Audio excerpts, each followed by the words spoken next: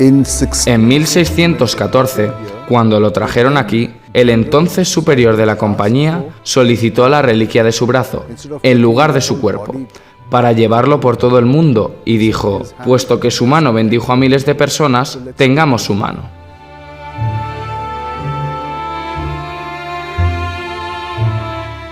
Francisco Javier es uno de los tesoros más grandes que tenemos en la Compañía de Jesús, y creo que también en la Iglesia, como ejemplo y también como intercesor, y diría que como compañero. Cuando como jesuitas nos encontramos a veces desalentados ante tantos retos, entonces la figura de Francisco nos devuelve el coraje.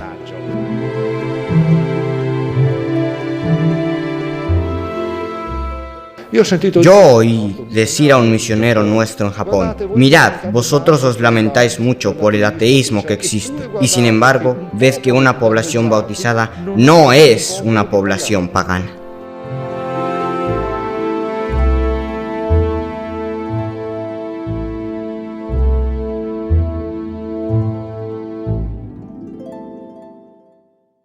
Francisco Javier nació en Navarra a comienzos del 1500, en 1506 para ser exactos, dentro de una familia de la baja nobleza rural que poseía un pequeño castillo. Esta familia cae en desgracia cuando Javier es un niño, en su preadolescencia.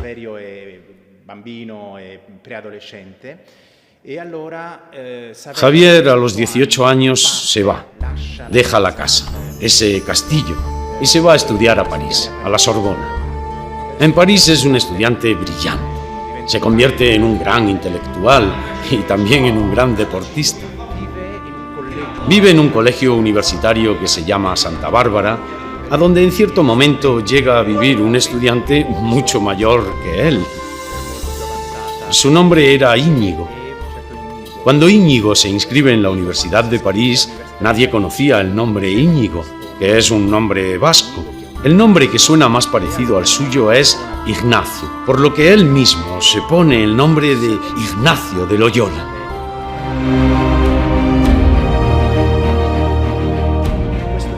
Conocer a Ignacio cambiará su vida. Fueron años muy interesantes, porque son años de intensas discusiones intelectuales en la Sorbona. Habían llegado las doctrinas de Erasmo y de Lutero. Todo era posible. Sí, pero reformar la Iglesia de este modo amenazaría combinar la autoridad del Papa. ¿Qué ocurriría con la fe católica? O peor aún, cada uno podría crearse su propia Iglesia. Pues que así sea. La única autoridad para protegerla es la Sagrada Escritura. No estoy de acuerdo.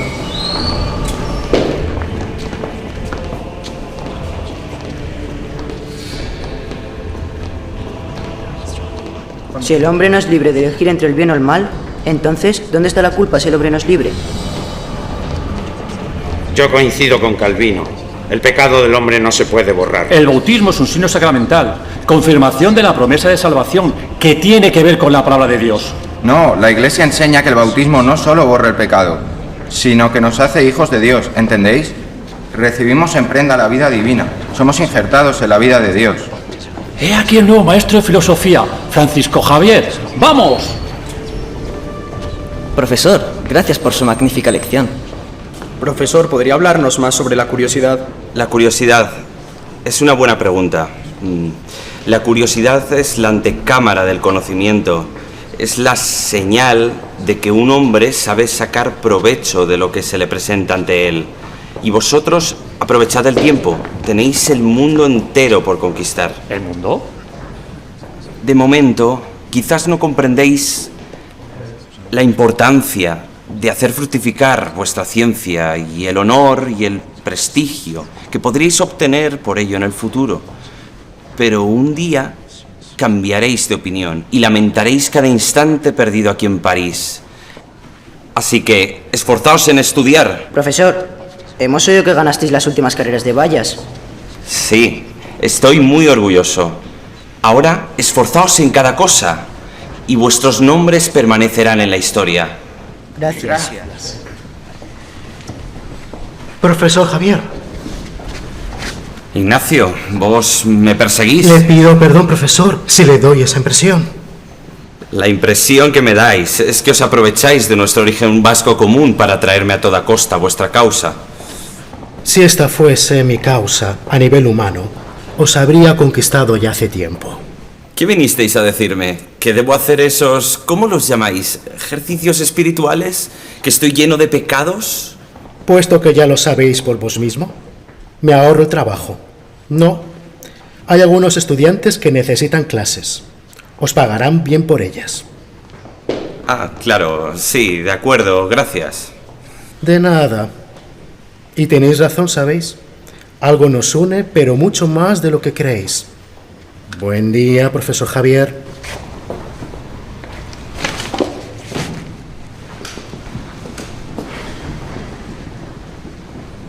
Pedro. Amigo mío, ¿cómo estás? ¿Os ha seducido el arte de enseñar? Los estudiantes comiendo de la mano, el ser llamado profesor. No os burléis de mí, pero sí, las cosas van muy bien.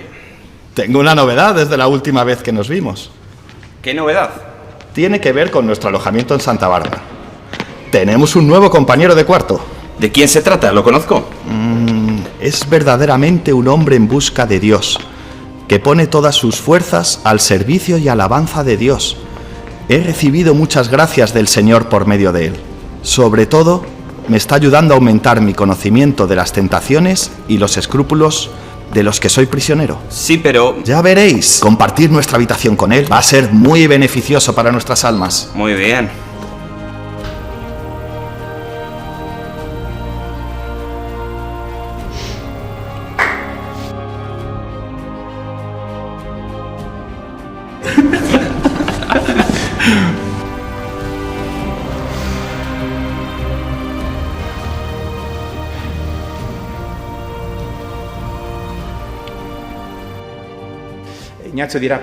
Ignacio dirá después que Francisco Javier fue la fortaleza más difícil de conquistar en su vida, porque ese carácter tan ambicioso de Francisco Javier fue difícil de doblegar a una propuesta que habla de humildad, que habla de dejarlo todo, de no tener ideales de gloria y de fama.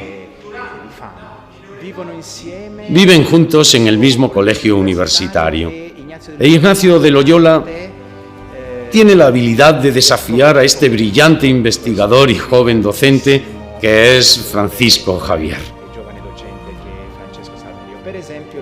Por ejemplo, le lanza frases como: pero mira que en el Evangelio está escrito, ¿de qué le servirá al hombre ganar el mundo entero si pierde su alma? Efectivamente, había encontrado en Francisco Javier un hombre con grandísimas ambiciones. Verdaderamente es un soñador loco. Su ambición, la de Francisco, seguro que pudo hacerle llegar a desear ser nombrado rector de la Sorbona. Señores, por hoy hemos acabado.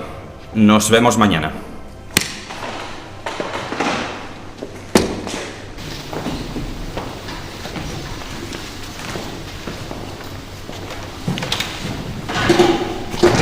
Profesor, ¿nos concede un minuto? Por supuesto, decidme. ¿Es cierto que compartís habitación con el profesor Ignacio de Loyola? Sí, es cierto. Querríamos pedirle que nos lo presentase, para beneficiarnos también nosotros de sus ejercicios espirituales. Hemos visto algunos que los han hecho y parecen haber realmente cambiado. Sí, casi como si se hubiesen transfigurado. Claro que sí, por supuesto. Venid esta tarde a nuestra residencia. Él estará ahí. Gracias. Gracias. Buen día.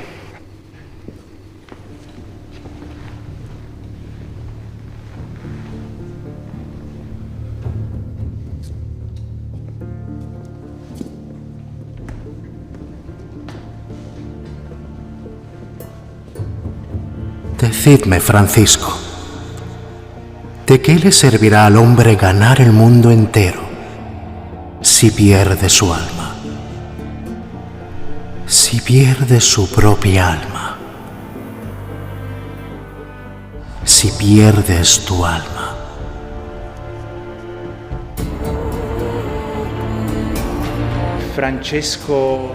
Francisco Javier recibe esta invitación de Ignacio de volver a lo esencial, al sentido verdadero de su vida.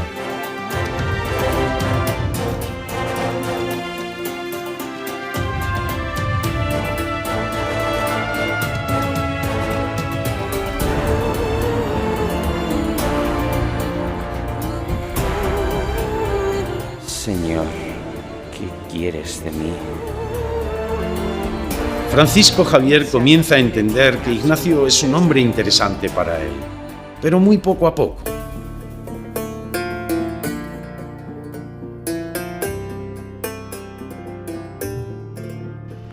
¿Qué impide a esta alma vivir en paz? Una de las armas con las que el enemigo puede hacer sucumbir incluso las almas buenas es la falsa humildad. Esta carta lo demuestra. De hecho, después de haber narrado sus temores, esta monja escribe: «Soy una pobre religiosa y me parece estar deseosa de servir a Cristo, nuestro Señor». No osa decir: «Estoy deseosa de servir a Cristo», o incluso «El Señor me da el deseo de servirlo», sino que dice: «Me parece estar deseosa». Si reflexionase, podría entender perfectamente que ese deseo de servir a Cristo no proviene de ella, sino que es otorgado por el Señor, que sucede para la gloria de Dios. Debemos tener cuidado. Si el enemigo nos exalta, debemos rebajarnos enumerando nuestros pecados y nuestras miserias. Si nos rebaja y deprime, debemos elevarnos a la verdadera fe y esperanza en el Señor, enumerando los beneficios recibidos y el amor con el que nos atiende para salvarnos. El enemigo no tiene interés de decir lo verdadero o lo falso. Tiene interés solo en conquistarnos. Y le propondría vuestros ejercicios espirituales también a esta monja. Por supuesto, lo haría con gusto. Los ejercicios son lo mejor que puede imaginar en esta vida para el progreso espiritual. ¿Por qué no los intenta? Vamos, ¿cuántas veces me lo vais a preguntar? El único que critica los ejercicios sois vos. Y aún así, a pesar de vuestras habilidades oratorias y de vuestra evidente capacidad de razonamiento, no me habéis sabido explicar la razón de vuestro rechazo. Estoy muy ocupado, ya lo sabéis. Tal vez en unos meses. ¿Cómo? ¿Y vos pensáis vivir tanto? No. Hagamos esto. Vos aceptáis hacerlos, y en caso de que os arrepintáis, además de la pena que queráis imponerme, que desde ya acepto, podríais considerarme como alguien que se burla de otros. ¿No os rendís jamás? No, la verdad. No querría que el día del juicio, su divina majestad, me preguntase por qué no se lo pedí con todas mis fuerzas. Para vencer los ataques del enemigo, ¿no basta una conciencia atenta, alerta, que nos mantenga lejos de cualquier pecado, incluso venial? Cuando el enemigo encuentra una persona cuya conciencia es débil, uno que deja pasar los pecados sin sopesarlos, hace de todo para que el pecado venial no sea nada. El mortal se convierta en venial. El pecado mortal más grave sea poca cosa, pero cuando por el contrario encuentra una persona cuya conciencia es pura, que busca incluso alejarse de la aparición de una culpa ligera, cualquier imperfección y defecto, entonces procura distorsionar esta buena conciencia, haciendo creer que es pecado lo que no lo es, insinuando que hay un defecto donde hay perfección, con el fin de confundirlo, afligirlo e incluso atormentarlo. Necesito esta luz interior. Creo que ha llegado el momento de hacer los ejercicios espirituales. Francisco, solo Dios sabe desde hace cuánto esperaba este momento. Veréis, no es el saber mucho lo que sacia y satisface el alma, sino el sentir y el gustar verdaderamente las cosas. Esto es exactamente lo que Ignacio consigue hacer a través de estos ejercicios espirituales. Poner esa enorme energía, probablemente Javier era una persona con una energía muy por encima de la media, poner esa enorme energía física y psicológica al servicio no tanto de su propia gloria, sino del seguir a Jesús en la pobreza y anunciando el Evangelio. Ese es el origen de los ejercicios espirituales.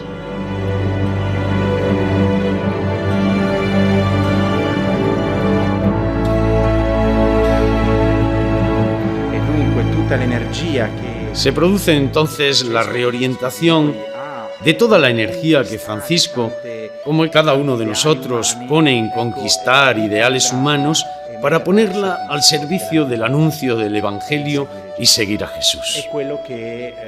Eso es lo que Francisco Javier experimenta durante el mes de ejercicios espirituales, que son verdaderamente una escuela para convertirse en un discípulo de Jesucristo. Eso es innegable. También se dice que los ejercicios espirituales son una escuela de discernimiento por excelencia, pero en realidad es decir lo mismo, porque el discernimiento es decidir cómo darlo todo, cómo amar. Esto es el discernimiento. ¿Cuál será mi modo de amar? Para Francisco Javier será la reforma de la Iglesia. La reforma de la Iglesia porque ese es el aire que se respira en el ambiente de la Universidad Parisina y especialmente en el grupo de amigos de Ignacio de Loyola.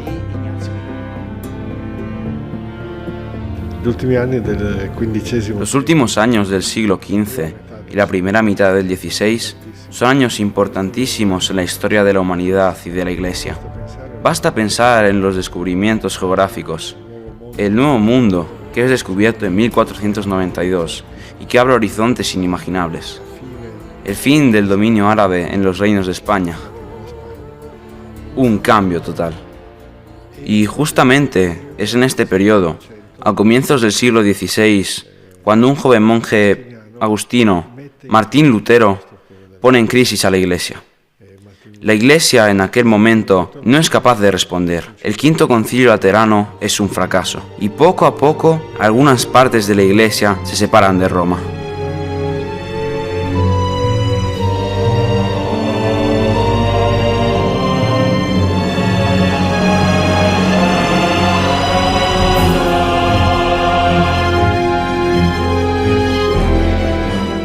En aquel mismo periodo, el Espíritu Santo despierta nuevos carismas en la Iglesia, en un intento por dar respuesta a los problemas que estaban surgiendo, proponiendo nuevas vías de santidad. Y así nacen los barnabitas, los teatinos y los clérigos regulares. Es una fórmula nueva que aparece en la historia de la Iglesia. Clérigos y sacerdotes que se unen bajo una misma regla, que viven en una fraternidad sacerdotal. Esta es la respuesta que despierta el Espíritu Santo en la Iglesia, y el carisma de Ignacio sobresale entre todos ellos. Para Francisco Javier, la experiencia del mes de los ejercicios espirituales es cómo lograr, junto con estos compañeros, anunciar de nuevo el Evangelio y ayudar a la Iglesia a retornar a la esencia del Evangelio. En cierto momento, en 1534, estos amigos de Ignacio, en el monte parisino de Montmartre, hacen una promesa que ellos llamarán los votos de Montmartre, la de ir a Tierra Santa y vivir allí sobre las huellas físicas de Jesucristo. Sin embargo, también piensan en una alternativa. Ellos dicen, si no podemos ir a Tierra Santa, entonces vamos a Roma y nos ponemos a disposición del sumo pontífice, para ser enviados allá donde la necesidad sea más urgente. Vale la pena señalar que el lugar donde hacen esta promesa, Montmartre, no es indiferente, el lugar nunca lo es. En los ejercicios espirituales un aspecto muy importante es la composición del lugar. Es decir, la inmersión en el carácter físico concreto del lugar, tendríamos que decir, la ubicación de la escena del Evangelio. El lugar habla. El lugar no es por casualidad. Montmartre es el lugar del martirio del primer mártir parisino, San Dionisio, en los primeros siglos del cristianismo. De hecho, Montmartre viene de Mons Martyrum, que es el monte de los mártires. Por tanto, el lugar conserva el ideal de los primeros cristianos que dieron sus vidas. Esto ya dice muchísimo sobre lo que estaban prometiendo. Estaban ofreciendo su vida. Después de estas promesas, Francisco permaneció todavía algún tiempo en París. Ignacio hará un último viaje a España y deciden viajar a Venecia para embarcarse hacia Tierra Santa. En Venecia esperan y durante ese tiempo se vuelven predicadores itinerantes. Pero predicar para ellos significaba ofrecer el único tesoro que tenían en el corazón, el encuentro con Jesucristo. Así que es un predicar con palabras, por supuesto, pero sobre todo con el ejemplo.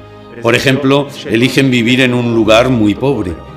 Siguen mendigando y yendo a los hospitales a cuidar enfermos. Luego, durante su tiempo libre, predican en las plazas. Escogen a las personas más sencillas, a quienes Ignacio y Francisco Javier llaman los mejores amigos del Rey Eterno. Y se quedan en las calles, a cielo abierto, sin estructuras, sin servicios, sin nada, solo con la palabra. Y allí uno verdaderamente encuentra al Señor una vez más, de modo que lo que el Evangelio dice es verdad. Que vayan a Galilea y allí me verán. El Señor está ahí cuando tú vas a Galilea y hablas de Él, lo anuncias. Aquel año no parte ninguna nave desde Venecia hacia Chipre, así que deciden marcharse y ponerse a disposición del Papa. En ese momento, de camino hacia Roma, comienzan a pensar entre ellos cómo debemos llamarnos si nos preguntan quiénes somos. Ellos empiezan a cobrar conciencia de que quizás se están convirtiendo en algo, pero todavía no se atreven a decirlo, ni siquiera a sí mismos.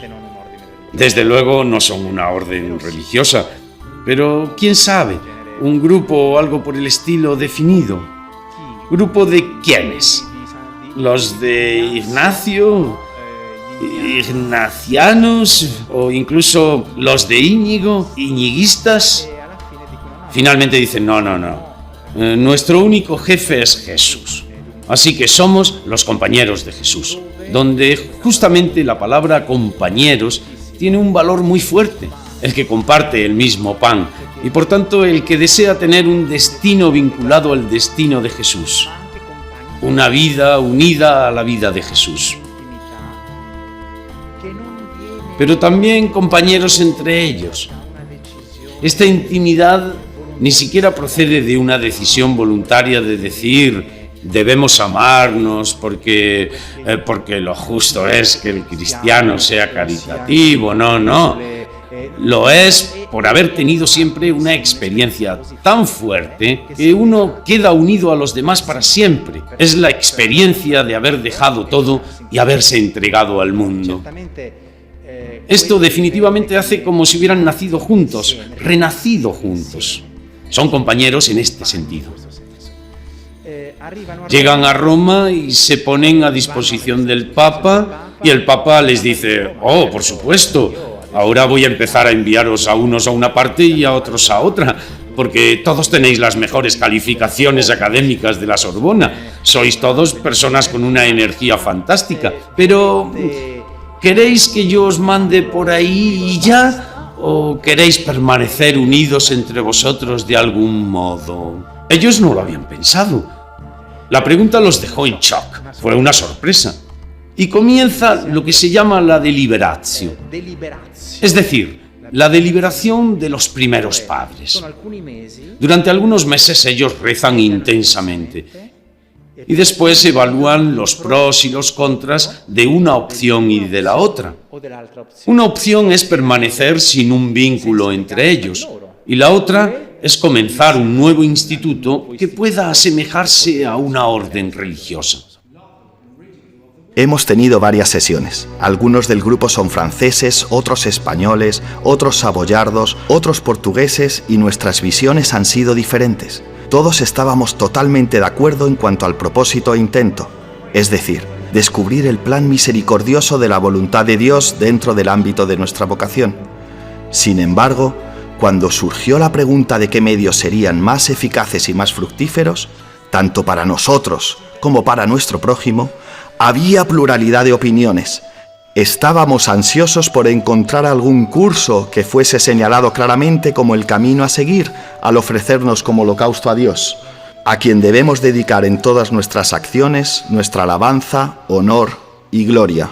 Estoy convencido de que, ya que el Señor, en su generosa misericordia, quiso unirnos los unos con los otros, no debemos tener miedo de nuestra diversidad y orígenes diferentes. No debemos separar lo que Dios ha unido. Estoy de acuerdo. Debemos confirmar y fortalecer el vínculo, formando todos un único cuerpo, lo que nos llevará a una cosecha más rica de las almas.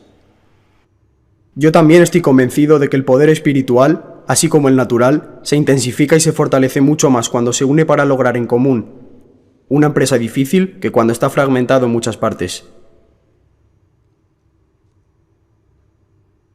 Bueno, sobre la primera pregunta, la decisión está tomada. Permaneceremos unidos. Ahora es necesario afrontar otra pregunta más difícil. Todos hemos hecho votos perpetuos de pobreza y castidad. A su santidad hemos ofrecido ya toda nuestra persona, voluntad, inteligencia, fortaleza y demás. Esta es la cuestión. ¿Sería apropiado para nuestro propósito pronunciar el voto de obediencia a uno de nosotros? Sugiero que ninguna acción que tomemos sea adoptada simplemente como resultado de nuestra propia ingenuidad y razonamiento personal. Más bien, debemos aceptar lo que el Señor nos inspire y la sede apostólica posteriormente confirme y apruebe. ¿Qué pensáis de esto? Finalmente, hemos decidido y resuelto de común acuerdo entregarnos a la oración, la celebración del santo sacrificio y la meditación, de una manera más ferviente que la habitual. Luego de haber agotado diligentemente todo esfuerzo humano, dejaremos todas nuestras preocupaciones al Señor, confiados en que nos ayudará más allá de nuestras esperanzas y expectativas.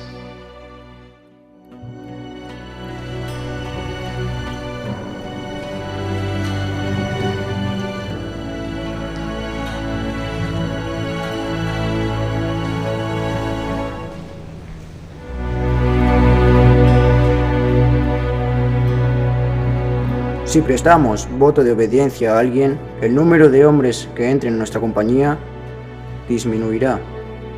Sí, parece que el término religioso de obediencia ha caído en desgracia y ha sido desacreditado debido a nuestras equivocaciones y nuestros pecados. Consideremos también esto.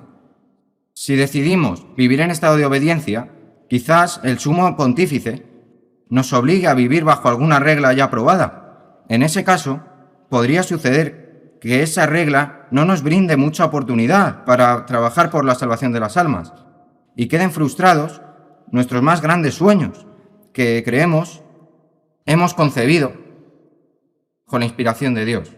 Sin el suave yugo de la obediencia, ninguno tendría una tarea específica y buscaría delegar la carga de la decisión en alguien más, como ya ha sucedido con frecuencia.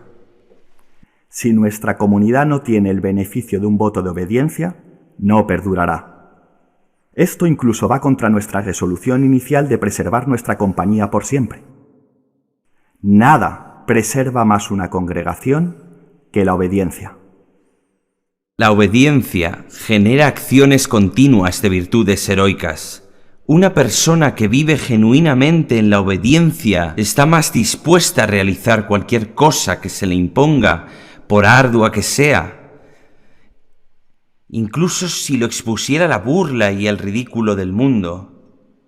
Cuando una persona está realmente dispuesta incluso a esto, de negar por completo su juicio y voluntad personal, estará siempre dispuesto a realizar actos heroicos que acrecienten su mérito. Por lo que a mí respecta, creo que nada vence a la soberbia y arrogancia más que la obediencia. La obediencia está estrechamente ligada a la humildad, tan necesaria para la salvación eterna.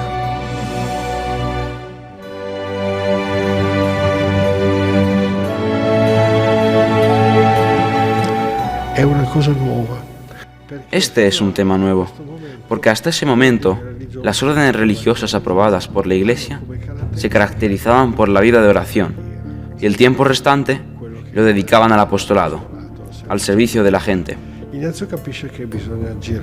Ignacio entiende que hace falta cambiar el asunto, darle la vuelta por completo, y propone al Papa una posición revolucionaria, una comunidad que tenga como fin la misión.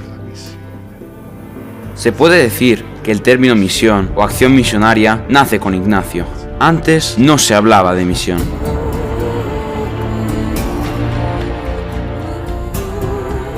Esta misión es la actividad principal de esta compañía. Todo está dirigido a esta misión, por lo que no hay obligación de la oración en común, no hay obligación de hábito religioso. Existe una formación que permite a los jesuitas, así se les llamará ahora, vivir solos en lugares extremos, en situaciones extremas. Es interesante señalar que lo que los convenció a fundar la orden de los jesuitas no fue porque disfrutaban de estar juntos, sino para servir mejor a la misión. Así pues, el criterio final es otra expresión que ellos usan: ayudar a las almas, pero manteniéndose como compañeros. Así nace la Compañía de Jesús. Algunos historiadores, al releer este proceso, dicen que el verdadero inventor de la Compañía de Jesús fue en realidad el Papa Pablo III, quien les hizo la pregunta: ¿vosotros queréis permanecer unidos o no? Así pues, nació este grupo que va desde los amigos del Señor hasta los compañeros de Jesús en varias etapas. En 1539, luego el 40 y el 41, y entonces el documento para la fundación de la Compañía de Jesús quedó aprobado por el Papa. Pero Francisco Javier ya se había ido. Y esto es muy hermoso. ¿Por qué? Porque aún está formándose la Compañía de Jesús. Apenas habían acabado esta deliberación sin haber recibido aún la total aprobación del Papa, y ellos tienen que votar por quién de ellos debía ser el superior, y por supuesto todos los votos convergieron en Ignacio de Loyola. Pero todavía no se había terminado de forjar todo esto cuando los jesuitas, los miembros de la Compañía de Jesús, ya son solicitados en todas partes. En particular, el rey de Portugal, que estaba organizando expediciones hacia las Indias Orientales, solicita a 2 jesuitas, imaginando que eran ya muy numerosos, pero ellos no eran más que una decena, no más. En ese momento, Ignacio se decide por 2 nombres para este primer grupo, pero unos días antes de la partida, uno de ellos cae enfermo.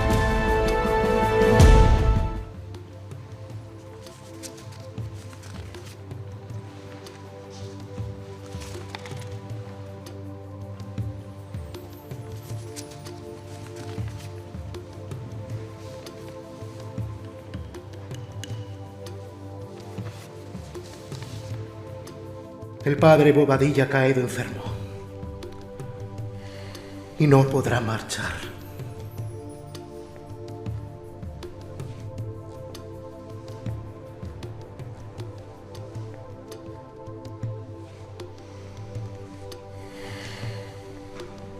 ¿Aceptaríais vos, maestro Francisco, ser enviado en su lugar?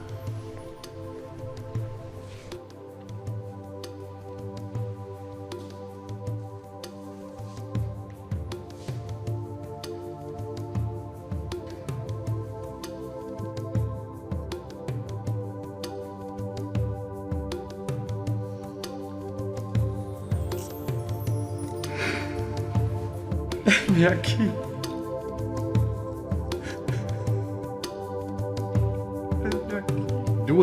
Dos días antes de la partida, Ignacio decide pedirle a Francisco Javier que ocupe el puesto de quien había enfermado. Así pues, en muy poco tiempo, su vida cambia radicalmente. Antes de eso, debe haber pensado en permanecer en Roma un tiempo. Quizás se hubiera convertido en el secretario de Ignacio, hubiera podido también dar forma cultural e intelectual a estos primeros pasos de la Compañía de Jesús. Por eso Ignacio lo quería tener cerca. Pero probablemente en San Ignacio ocurrió también algo parecido a un proceso radical de confianza. Acaba de caer enfermo alguien y yo me desprendo de mi mayor conquista. que es Francisco. Y entonces le dice: ¿estás listo, maestro Francisco? ¿Puedo enviarte? Y esto es emocionante porque toca el corazón de todos los jesuitas. Pues él le responde: heme aquí. ¿Qué quiere decir? Aquí estoy. Esta es para nosotros la cosa más hermosa. No hay nada más hermoso. Esto toca el nervio de la identidad del jesuita, donde encuentras verdaderamente al Señor, porque lo entregas todo por Él. Este es nuestro modo de amar. También está claro, ayudando a las personas, haciendo un montón de cosas, pero ahí está la intimidad más íntima de los jesuitas cuando se dice: heme aquí. Así, sin esperarlo, de un día para otro. Pero yo era un profesor en la Sorbona. ¿Qué tengo que ver con esto? ¿Qué hago yo yéndome a Portugal y después a las Indias Orientales? Y ahí se cuenta cómo Francisco Javier besa el crucifijo que Ignacio le da. Porque justamente esta es la intimidad con Jesús, cuando decide aceptar con ese heme aquí. En el viaje de Bolonia a Roma, Francisco escribe una carta a Ignacio y en ella dice: porque estoy seguro de que en esta vida nos veremos solo a través de las cartas. Por tanto, para ellos partir es una manera de morir.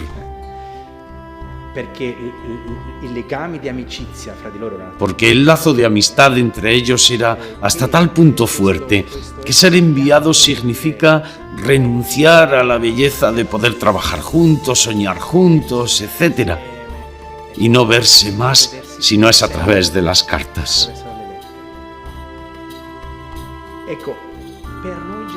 Para nosotros, los jesuitas, esto es una catequesis viviente sobre qué es el envío, sobre qué es la misión. ¿Por qué?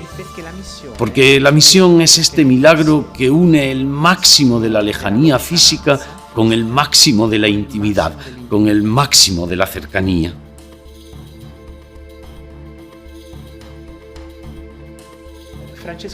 En las cartas de Francisco Javier se respira en cada línea que es esa su verdadera intimidad con Jesucristo, el haber sido enviado, y que descubre que Jesucristo es en el fondo el enviado del Padre. En la tumba de San Ignacio de Loyola en Roma, en la iglesia de Jesús, hay una secuencia iconográfica y teológica muy interesante, en la cual el Padre envía a su Hijo en la Encarnación. Y después el Hijo, Jesucristo, el Verbo encarnado, envía a Ignacio y le da un estandarte que representa el Evangelio que debe anunciar. Después, a su vez, Ignacio y sus compañeros van a anunciarlo. Allí se representa con un ángel por los 4 continentes. Así pues, el envío del Hijo, la encarnación, tiene como continuación la misión, el ser enviados a predicar el Evangelio. Todo es uno. Por tanto, cuando eres enviado a anunciar el Evangelio, cuando eres enviado en una misión, cuando te juegas la vida en la obediencia, al aceptar el ser enviado, te unes con la vida y la misión de Jesucristo, con la encarnación misma. Eres la continuación de la encarnación. Esta es una mística del envío, de la misión muy fuerte para nosotros los jesuitas, pero creo también que para toda la Iglesia. Es decir, es en este ser enviado que Jesús se revelará continuamente a uno a lo largo del camino.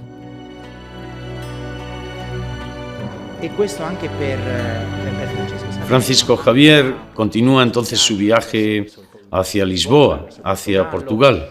De los 2 que van allí, en realidad solo él partirá. De hecho, el otro al final fue convencido por todo el trabajo que había ya en Lisboa, lo cual fue un poco una tentación para Francisco Javier. Por ejemplo, en Bolonia o en otras ciudades donde se detiene, piensa: pero si hay tanto trabajo aquí, ¿para qué ir más lejos? Pero quizás porque Francisco Javier tenía ya en su naturaleza estos grandes deseos, ¿no?, que durante un tiempo eran de una grandeza mundana. Ahora piensa: No hay límites, se continúa adelante, cada vez más lejos. Él es un gran soñador, a veces se tiene la impresión de que está un poco loco, porque por donde pasa dice: yo calculo que dentro de poco otra ciudad entera también será cristiana. Pero ¿qué dices, Frank? ¿Qué dices? Pero eso tal vez es parte de este carácter, el de los grandes soñadores de la historia de la salvación.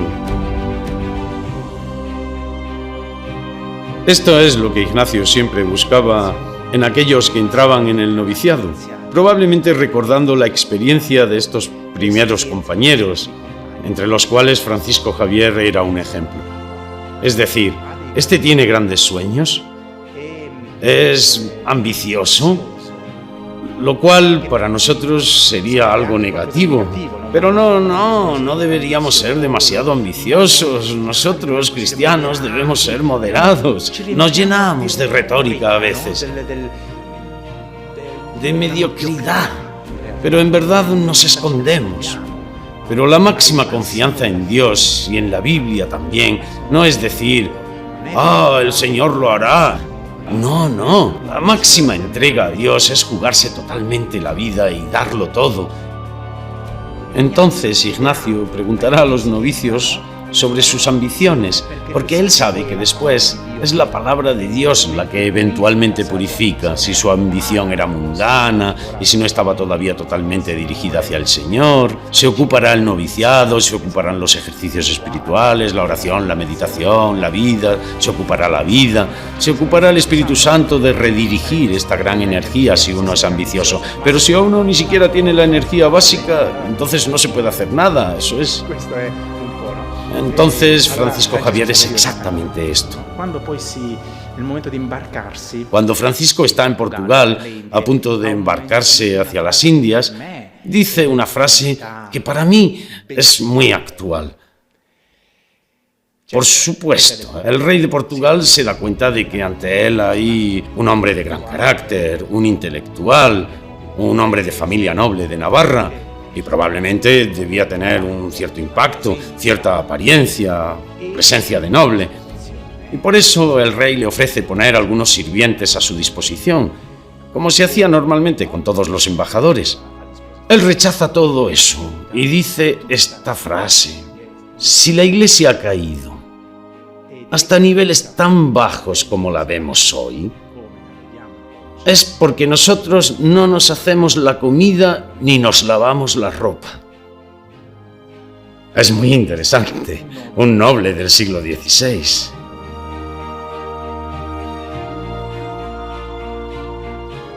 Se sabe que incluso durante el viaje, él escribirá después acerca de este viaje tan complicado, tiene muchas conversaciones espirituales y los largos periodos de tiempo allí se convierten en otra escuela para Francisco Javier. Las largas travesías en barco son momentos de escucha para Francisco Javier y él mismo aprende a decir: cuando anuncio la palabra de Dios no tengo que convencer a la gente acerca de no sé qué, sino que entrego un tesoro. Al mismo tiempo escucho a esa persona porque este tesoro ya está en el corazón de la persona de alguna forma. Ayudo a esa persona a reconocer el tesoro que ya tiene dentro, que es la presencia de Dios, la presencia del Espíritu Santo.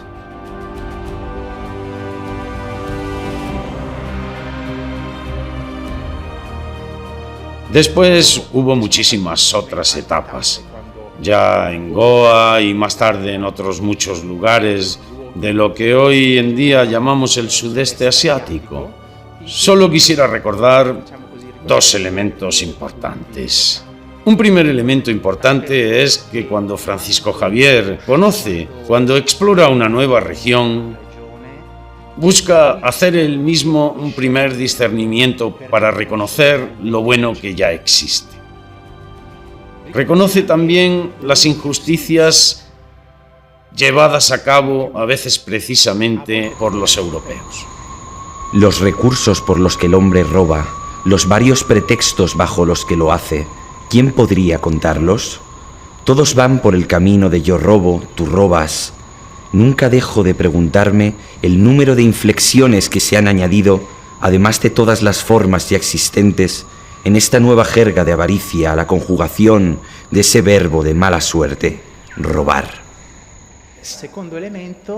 El segundo elemento es la urgencia del bautismo. No sé si os habéis dado alguna vez cuenta de que cuando recitamos el credo decimos, confieso que hay un solo bautismo. ¿Por qué solo uno? ¿Por qué hacemos este gesto únicamente una vez en la vida? Nos confesamos muchas veces, comulgamos muchas veces, incluso la extremaunción de los enfermos la podemos recibir varias veces. Un solo bautismo, ¿por qué? Porque es suficiente. Es un gesto decisivo. ¿Os acordáis que cuando Juan bautizó a Jesús, que no es nuestro bautismo, por supuesto, los cielos se abrieron sobre Jesús? Bueno, lo mismo se puede decir sobre el fiel que es bautizado. Los cielos se abren y desde ese momento no se cerrarán jamás. De hecho, ¿qué es el bautismo? El bautismo es ser injertado en Cristo. Nosotros somos como una planta destinada a secarse, pero que es injertada en una planta perenne. Esta planta perenne es Jesucristo, muerto como nosotros y resucitado para entregarnos su vida. Fui a unas islas que se llaman las Islas del Moro, donde había muchos lugares de cristianos y eran pasados muchos días que no eran visitados por haber muerto los naturales de la tierra, un padre que allá fue. En aquellas islas bauticé muchas criaturas. Muchas veces él intenta luchar quizás contra la injusticia que existe allí. ¿Por qué esta casta? ¿Por qué estos otros? Pero también se da cuenta de que no hay nada más disruptivo, revolucionario, precioso que asegurarse de que estas personas puedan descubrirse amadas por Dios. Porque esto, solo esto, cambia realmente la vida de las personas. Hay otro lugar cuyos habitantes enviaron a algunos de ellos para suplicarme que fuera a bautizarlos. Después de cierto tiempo, el rey de aquel lugar hizo grandes estragos y crueldades contra muchos de los convertidos, solo por haberse convertido en cristianos. Nuestros sufrimientos no son solo nuestros, sino que se convierten en los sufrimientos de Cristo. Y tal como el Padre da vida a un Cristo que sufre y muere, así Cristo nos da la vida que ha recibido del Padre a nosotros que sufrimos con Él y morimos con Él. De hecho, ser bautizados, la palabra bautismo significa inmersión, significa estar inmersos en la muerte y en la resurrección de Jesucristo. Id continuamente en peregrinación de lugar en lugar, bautizando a las criaturas que nacen. Actualmente tendemos a olvidar la importancia del bautismo. ¿Para qué bautizar a niños cuando no pueden elegir? Hay que darles a ellos una posibilidad de elección. ¿Cómo podrán elegir si no se les ha ofrecido nada? Nosotros quizás seamos muy racionales. Para nosotros el bautismo es la adhesión, la profesión de la fe, la profesión pública de la fe, que como tal exige una edad con capacidad de razonamiento, lo cual también es verdad. Pero no se puede decir que sea la única verdad, porque cuando nuestros hijos son bautizados en la fe de la Iglesia, en el legado de la Iglesia. Entramos en una alianza que ya no se cerrará, permanecerá para siempre con nosotros. Por eso, encontramos en las cartas de San Francisco Javier, hoy he salvado a un gran número de niños. Allí bauticé a 10.000 niños y los salvé del infierno. Nosotros podríamos decir, pero ¿cómo podemos saber si hubieran ido allí? Y es una buena pregunta, pero hay que entender el sentido con el que hablaba Francisco Javier. Un pueblo de gente bautizada, por muy desastrado que sea, un poco como nosotros, siempre es un pueblo de gente salvada. Y la salvación tarda en manifestarse, pero se manifiesta en el momento justo. Así pues, uno se puede preguntar, ¿pero los habitantes de las Molucas entendían eso? Yo estoy seguro de que sí. A los ojos de Francisco estoy seguro de que sí. Quizás no a través de las categorías teológicas y filosóficas que él aprendió en la Sorbona, pero él se dio cuenta de que no necesitaba usar esas categorías. A fin de cuentas, ¿necesitamos esas categorías hoy en día? Lo que necesitamos son ojos ardientes. Y de hecho, él se siente fortalecido con esta experiencia de simplicidad. Escribe la carta que normalmente se lee durante la liturgia en que se celebra su día, en la que dice a sus compañeros: aquí todos se harían cristianos si... Muchos cristianos se dejan de hacer en estas partes por no haber personas que en tan pías y santas cosas se ocupen. Muchas veces me mueven pensamientos de ir a los estudios de esas partes, dando voces como hombre que tiene perdido el juicio, y principalmente a la Universidad de París, diciendo en la Sorbona a los que tienen más letras que voluntad para disponerse a fructificar con ellas, cuántas ánimas dejan de ir a la gloria y van al infierno por la negligencia de ellos. Y así como van estudiando en letras, si estudiasen en la cuenta que Dios nuestro Señor les demandará de ellas y del talento que les tiene dado, muchos de ellos se moverían tomando medios y ejercicios espirituales para conocer y sentir dentro en sus ánimas la voluntad divina, conformándose más con ella que con sus propias afecciones, diciendo: Señor, aquí estoy, ¿qué quieres que yo haga? Envíame a donde quieras y si conviene, aun a los indios. Sus cartas inflamarán muchos corazones en Europa. Al final, Francisco Javier será el primer europeo que atraviese el Japón y que trata siempre de ir más lejos, porque es un soñador, pero también es uno que va a la raíz de las cosas. Me gustaría también mencionar que esto es bastante de los jesuitas, o sea, preguntarse la razón de las cosas. ¿Por qué les cuesta a los japoneses aceptar el Evangelio? Ah, porque para ellos China es el modelo. Bueno, entonces vayamos a China, convirtámosla a China, no hay ningún problema. Entonces este gran soñador que dio todo, que entregó su vida, fue engañado por un pirata que le dijo: yo te llevo allá. Y fue abandonado en una isla, en Sanchang, desde donde se pueden ver las costas de China. Y allí muere hoy diríamos de agotamiento físico. No puede más.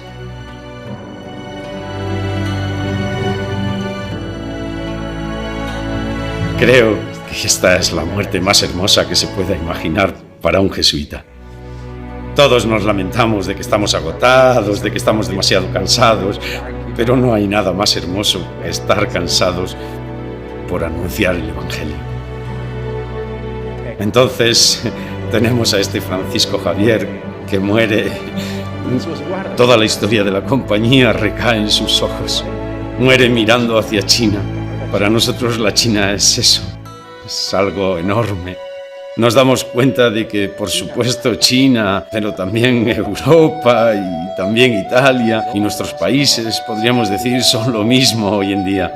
Es decir, muchos se volverían cristianos, muchos cambiarían sus vidas, muchos descubrirían la belleza del Evangelio si hubiese más evangelizadores, tal vez diferentes. Quizás seamos nosotros los primeros que tengamos que convertirnos. Por lo tanto, Francisco es un ejemplo extraordinario para nosotros. Fue aquel que dio todo y se apagó como una vela, que encendió fuego y luego ya no más. Pero en su mirada continúa encendido ese fuego a través de todos nosotros.